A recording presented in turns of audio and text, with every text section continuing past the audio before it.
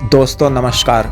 कहा तो जाता है इसे अडल्ट कंटेंट, लेकिन अक्सर इसे कंज्यूम करते हैं प्रायः हर उम्र के लोग। कहा गया है कि इस दुनिया में कुछ भी फ्री में नहीं मिलता है, लेकिन आज के समय में स्मार्टफोन या लैपटॉप पर इंटरनेट ऑन कर कुछ बटन दबाते ही कुछ ही सेकंडों में आसानी से ये अडल्ट कंटेंट फ्री में भी उपलब्ध है। आखिर कैसे बनी $1 बिलियन की ये अडल्ट कंटेंट इंडस्ट्रीज?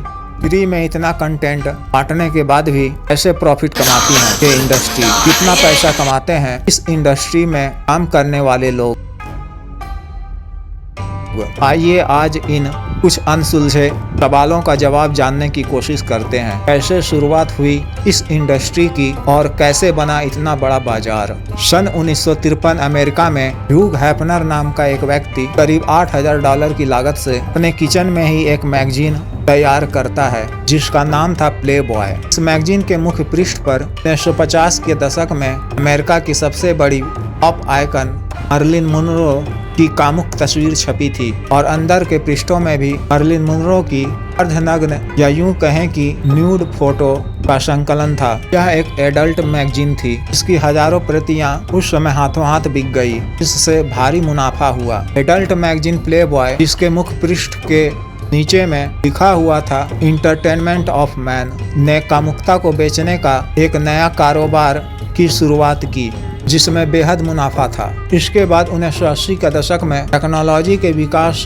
से VHS वीडियो कैसेट का दौर आया। यह वीडियो कैसेट मोटे काले रंग का होता था और जिसे वीडियो प्लेयर से चलाया जाता था और यह टेलीविजन पर दृश्य होता था। वीडियो कैसेट के इस दौर में इस नई तकनीक के कारण इस किस्म के शौकीन लोग इस नए अनुभव से काफी रोमांचित हुए, क्योंकि वीडियो कैसेट आसानी से उपलब्ध हो जाता था और कुछ पैसे चुकाकर सुकून से घर के बंद कमरे में इसका भरपूर आनंद लिया जाने लगा। इसके बाद 1990 के दशक में इंटरनेट का आगमन हुआ तो ये अडल्ट कंटेंट इंटरनेट पर विभिन्न वेबसाइटों के माध्यम से उपलब्ध होने लगा। फिर किसी पोएट ने कहा कि एडोलसेंट के मौसम में तन्हाई के आलम में कमरे की कुंडी लगा आया, भी अकेला हूँ तो देख लेने दो, इंटरनेट ऑन करके ये नीला समंदर पी लेने दो। फिर सन 2000 का दौर आया। अभी तक ये वेबसाइट सब्सक्रिप्शन बेस्ड था, जिससे एडल्ट इंडस्ट्री के लोगों को अच्छी खासी कमाई हो जाती थी। इसके बाद सन 2005 में इंटरनेट पर YouTube का आगमन हुआ, जिसके साथ ही कई अन्य पायरेसी ट्यूब साइट जैसे पोर्नहब, रेड ट्यूब इत्यादि भी अस्तित्व में आ गए, जिस कारण इन पायरेटेड ट्यूब साइटों पर अडल्ट कंटेंट आसानी से डाले जाने लगे, जिससे इस इंडस्ट्री के लोगों को काफी नुकसान का सामना करना पड़ा। तो इस इंडस्ट्री की सबसे बड़ी कंपनी माइंड गीक ने, जिसका कारोबार करीब $100 बिलियन सालाना का है, ने इन पायरेटेड ट्यूब साइटों को खरीदना शुरू किया और प्रायः सभी ट्यूब साइटों को अपने अधीन कर लिया। फिर कमाई के लिए सब्सक्रिप्शन के साथ साथ एडवर्टीजमेंट दिखाया जाने लगा। इन साइटों पर मुख्यतः कामुकता से संबंधित प्रोडक्ट्स, एस्कॉर्ट सर्विस इत्यादि के विज्ञापन दिखाए जाने लगे। अब जब भी कोई व्यक्ति इन साइटों पर जाता है तो उसे पहले विज्ञापन देखने पड़ते हैं और सब्सक्रिप्शन लेना पड़ता है। कुछ ट्यूब साइट्सों पे बिना सब्सक्रिप्शन के भी ये कंटेंट